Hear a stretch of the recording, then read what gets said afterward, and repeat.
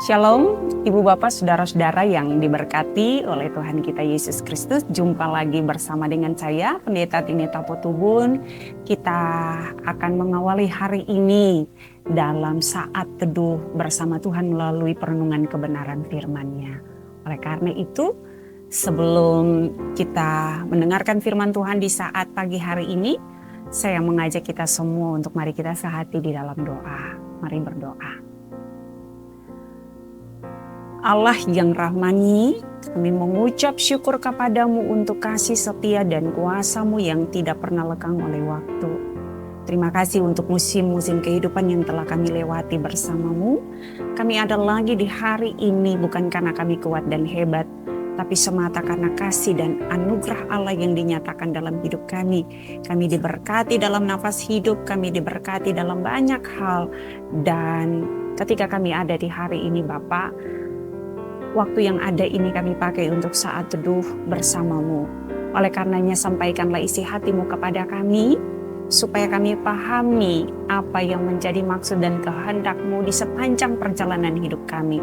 Biarlah kebenaran firman-Mu menghidupkan kami untuk melakukan apa yang menjadi kehendak-Mu dalam pergumulan kehidupan kami setiap hari. Dalam nama Tuhan Yesus kami berdoa. Amin. Baik Ibu Bapak, Saudara-saudara, kebenaran firman Tuhan yang hendak saya sampaikan di saat ini terambil dari kitab pertama Petrus pasal 3 ayat 1 sampai dengan ayatnya yang ke-7. Pertama Petrus pasal 3 ayat 1 sampai 7 dengan judul Hidup Bersama Suami Istri. Demikian juga kamu, hai istri-istri, tunduklah kepada suamimu, supaya jika ada di antara mereka yang tidak taat kepada firman, mereka juga tanpa perkataan dimenangkan oleh kelakuan istrinya, jika mereka melihat bagaimana murni dan salehnya hidup istri mereka itu. Perhiasanmu janganlah secara lahiria, yaitu dengan mengepang-ngepang rambut, memakai perhiasan emas, atau dengan mengenakan pakaian yang indah-indah, tetapi perhiasanmu ialah manusia batiniah yang tersembunyi dengan perhiasan yang tidak binasa yang berasal dari roh yang lemah lembut dan tentram yang sangat berharga di mata Allah. Sebab demikianlah caranya perempuan-perempuan kudus berdandan, yaitu perempuan-perempuan yang menaruh pengharapannya kepada Allah. Mereka tunduk kepada suaminya, sama seperti Sarah taat kepada Abraham dan menamai dia tuannya. Dan kamu adalah anak-anaknya jika kamu berbuat baik dan tidak takut akan ancaman.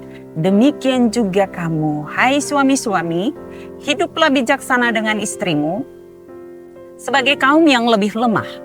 Hormatilah mereka sebagai teman pewaris dari kasih karunia, yaitu kehidupan, supaya doamu jangan terhalang. Demikianlah firman Tuhan. Para pendengar, Bapak Ibu, Saudara-saudara yang diberkati oleh Tuhan kita Yesus Kristus, sesungguhnya negara yang harmonis itu berasal dari keluarga yang harmonis. Mengapa demikian? Sebab keluarga merupakan negara terkecil yang syarat dengan berbagai perbedaan. Dan di dalam keluarga, dari syaratnya perbedaan itu, kita belajar apa arti mengasihi.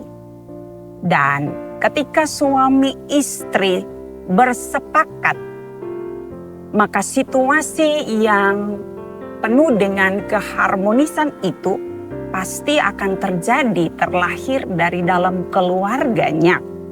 Oleh karena itu, untuk sampai pada situasi yang harmoni itu, bagaimanakah caranya? Hari ini kita belajar dari pertama Petrus pasal 3 ayat 1 sampai ayatnya yang ke-7. Bagaimanakah caranya suami istri yang bersepakat itu menghadirkan situasi yang harmoni? Yang pertama, sebagai istri, takutlah akan Allah. Mengapa? Sebab dengan takut akan Allah, seorang istri akan melakukan perannya dengan baik. Perannya yaitu tunduk kepada suami, tunduk dalam pengertian taat, patuh, menghargai, menghormati, dan mengasihinya dalam kasih Kristus. Dan oleh karena itu, dalam melakukan peran untuk mengingatkan suami, apalagi ketika suami ada di dalam keadaan hidup yang tidak seperti yang Tuhan kehendaki, artinya hidupnya tidak takut Tuhan, maka istri yang takut akan Tuhan wajib untuk mengingatkan suaminya. Mengingatkan ini berarti harus mengingatkan dalam kasih. Bahasa yang dikeluarkan adalah bahasa yang bersumber dari dalam kasih Kristus. Karena kalau bahasa yang bersumber dari kasih Kristus tentu ada kelemah lembutan dan penguasaan diri. Kalau memakai emosi negatif kita sebagai istri, maka yang terjadi adalah sebuah malapetaka.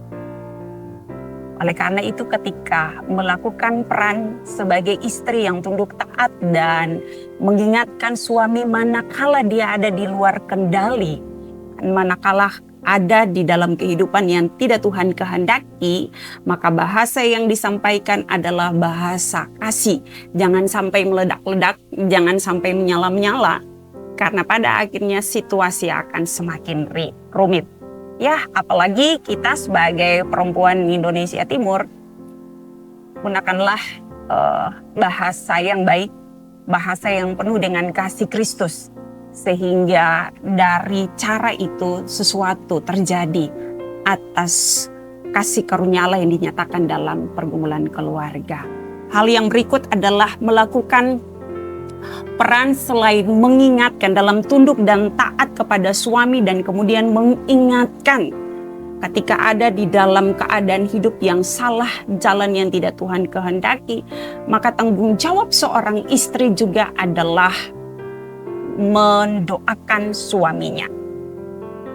Doa itu penting, ibu bapak, saudara-saudara, karena doa sanggup untuk mengubah segala sesuatu, mengubah hati Allah, menggerakkan hati Allah atas pergumulan suami dan istri. Dan oleh karena itu, di tengah-tengah pergumulan hidup bersama sebagai suami dan istri, sebagai istri, jangan lupa untuk selalu mendoakan suamimu. Sekeliru apapun jalan yang boleh dia tempuh, jatuh di situasi yang paling sulit, rumit, dan paling dalam sekalipun, bagian yang harus dilakukan oleh seorang istri yang takut Tuhan adalah tetap mendoakan suaminya. Misalnya, suaminya itu tukang mabuk, suaminya selalu KDRT, suaminya itu malas ibadah, suaminya itu kasar, egois, dan suaminya selingkuh. Bagian yang harus dilakukan oleh istri yang takut akan Tuhan adalah selalu mendoakan suaminya. Sebab doa seorang istri yang takut Tuhan itu menembusi jalur langit. Allah sanggup untuk melakukan sesuatu dalam perjalanan kehidupan keluarga rumah tangga.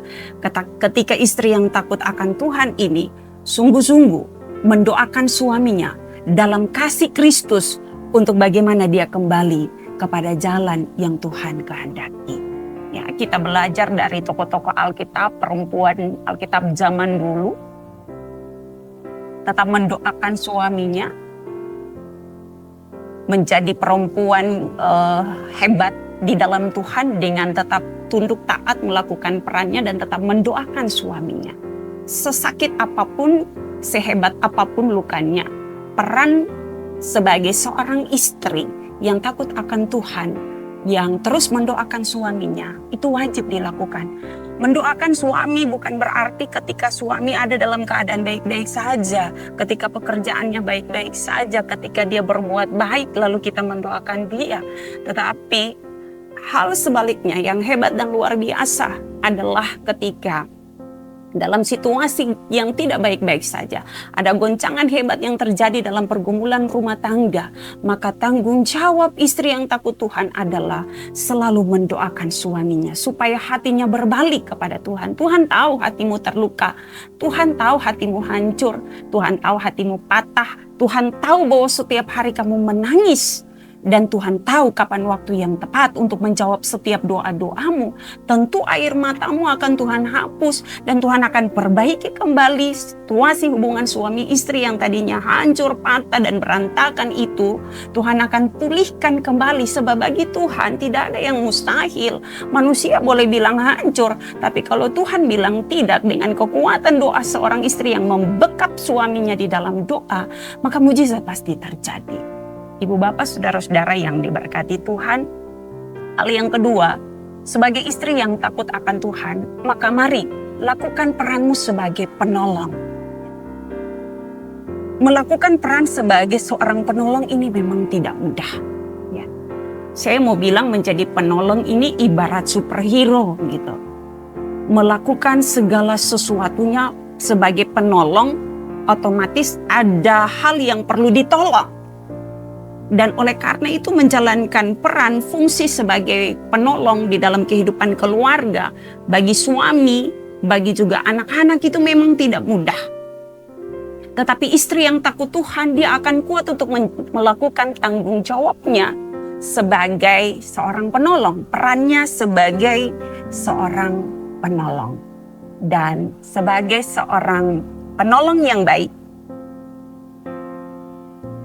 maka apapun yang dia lakukan itu selalu bertolak dari kasih Allah.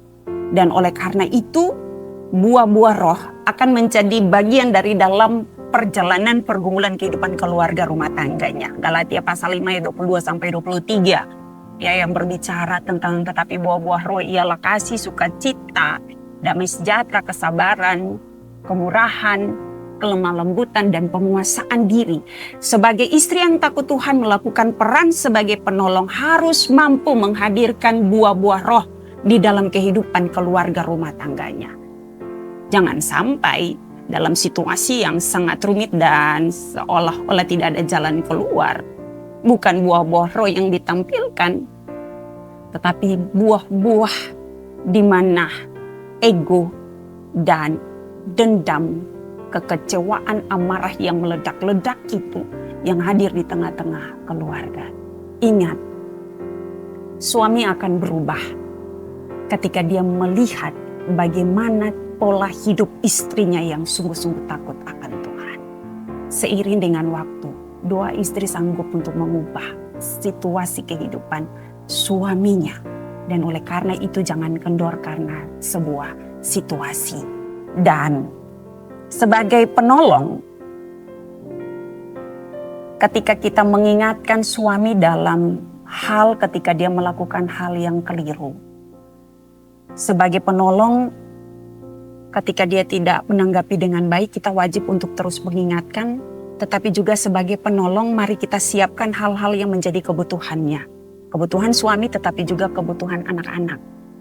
Karena tidak jarang ada beberapa wanita yang kemudian ketika melakukan perannya sebagai penolong, lalu ketika tidak dianggap oleh suaminya, ketika tidak didengar oleh suaminya, ada beberapa wanita yang kemudian tidak melakukan perannya, tidak lagi mengurus dapur, malas masak, sudah tidak lagi mengurus anak-anak, malas untuk mengurusi rumah, sibuk dengan sosialita, sibuk dengan teman-teman di luar sana, sibuk dengan main HP, dan dia tidak peduli dengan situasi suami, situasi anak-anaknya.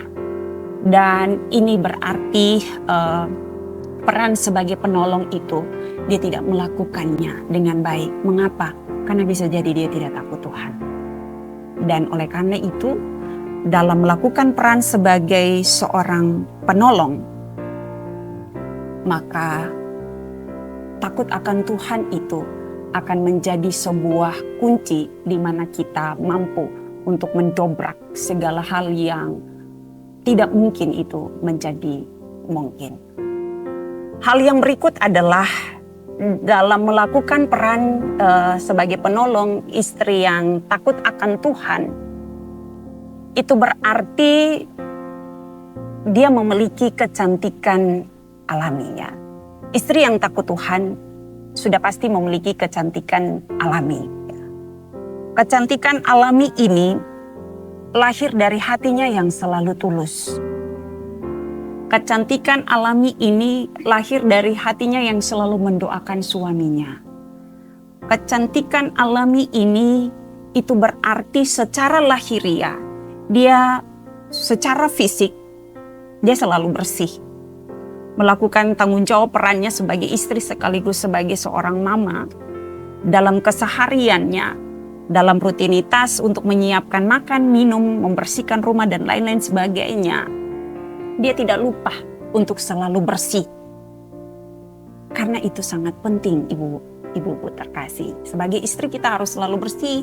Jangan sampai karena kita sudah urus rumah, urus anak-anak, suami, masak, ya, kita lalu karena capek, malas mandi, kita sudah bau bawang, bau keringat. Ya. Secara kesehatan kita harus bersih. Dan oleh karena itu sebagai istri yang takut Tuhan pun kita harus bersih. Melakukan peran kita sebagai istri, mari kita harus bersih, itu wajib.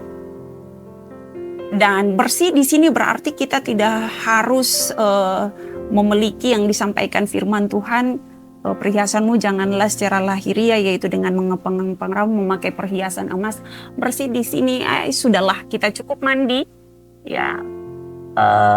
Seadanya kita, jangan sampai kita berlebihan, karena ketika kita berlebihan tentu kita menuntut suami untuk memberikan uang saku kita lebih, dan kalau itu lebih maka bisa memicu terjadi konflik.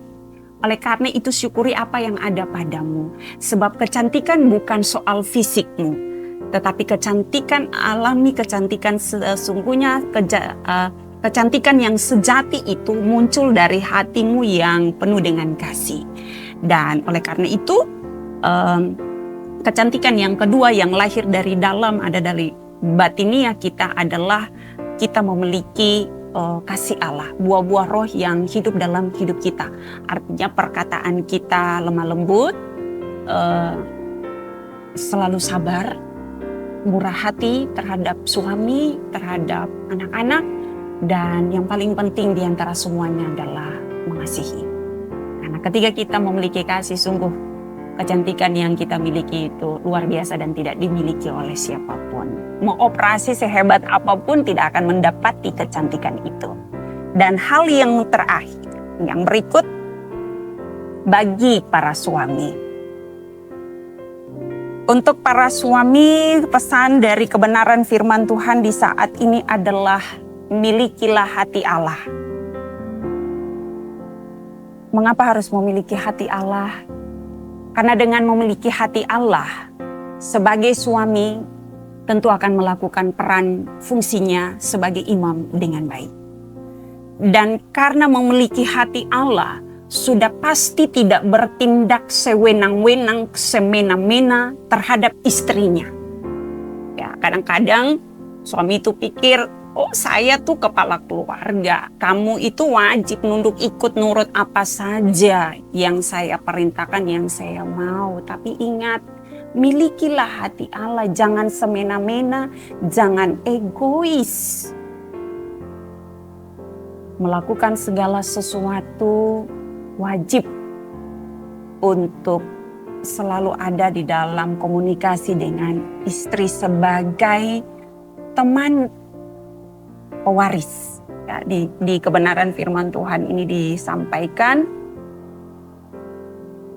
sebagai teman pewaris dari kasih karunia, yaitu kehidupan. Dan oleh karena itu teman pewaris ini berarti anugerah kehidupan yang Tuhan kasih. Dan oleh karena itu segala sesuatu yang boleh dilakukan oleh suami jangan lupa untuk komunikasi juga dengan istri ya. Dan oleh karenanya ketika memiliki hati Allah berarti tidak bertindak sewenang-wenang, semena-mena terhadap istri, itu berarti dia tidak berlaku kasar. Artinya dia tidak main tangan, main kaki terhadap istrinya, tidak suka main mulut untuk maki-maki istrinya. Dan kemudian tidak sewenang-wenang, tidak semena-mena, tidak KADRT dalam bentuk apapun.